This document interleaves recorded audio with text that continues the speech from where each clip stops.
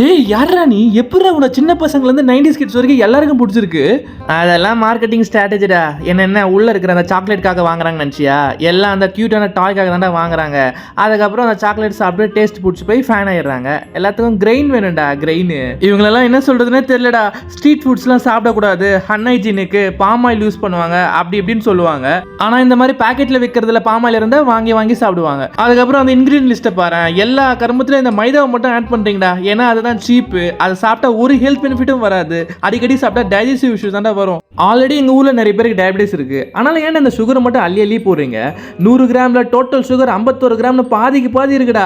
அந்த added sugar பாரு 39.5 gram அப்படின்னா 8லேருந்து 10 ஸ்பூன் சுகர் வருதுடா. அப்போ அப்ராக்சிமேட்டாக ஒரு பிண்டர் ஜாயில் 2 ஸ்பூன் சுகர் இருக்கு. இது அடிக்கடி சாப்பிட்ட ஒபிசிட்டி, சொத்த புல்லு, டைப் 2 டயபிட்டிஸ் தாண்டா சீக்கிரம் வரும். டேய் அதுக்கப்புறம் என்ன சின்ன பசங்க சாப்பிட்ற ஃபுட்ல கேவலமான டிரான்ஸ் ஃபேட்லாம் இருக்கு. ஏய் அதெல்லாம் கம்மியாக தான் இருக்குது, அதனால ஒன்றும் ஆகாது. வந்துட்டான். இன்னும் கம்மியா இருந்தாலும் அதை அடிக்கடி சாப்பிடும்போது அந்த கெட்ட கொழுப்பு ஹார்ட்ல சேர்ந்து தாண்டா இருக்கும். உங்களை யார அடிக்கடி சாப்பிட சொன்னது? அதுக்கப்புறம் என்ன நீ நெகட்டிவா சொல்லு இருக்க? இதுல விட்டமின் B12 இருக்கு, மில்க் பவுடர் இருக்கு, அதெல்லாம் உடம்புக்கு எவ்வளவு நல்லது தெரியுமா? ஆமா, இந்த சுகர், மைதா, பாம் ஆயில் சேரும் போது அடிக்கடி சாப்பிட்டா அந்த அட்வான்டேஜ்னால ஒரு யூஸும் இல்லடா. பரோட்டா சாப்பிடக்கூடாது, மைதா இருக்கு, ஸ்ட்ரீட் ஃபுட்ல விற்கிற பஜ்ஜி சாப்பிடக்கூடாது, பாம் ஆயில் இருக்குன்னு சொல்லுவாங்க. ஆனா இந்த மாதிரி நீட்டா பாக்கெட்ல போட்டு சேல் பண்ணா சாப்பிடுறோம். நாங்களாம் ஏன்டா இப்படி இருக்கோம்?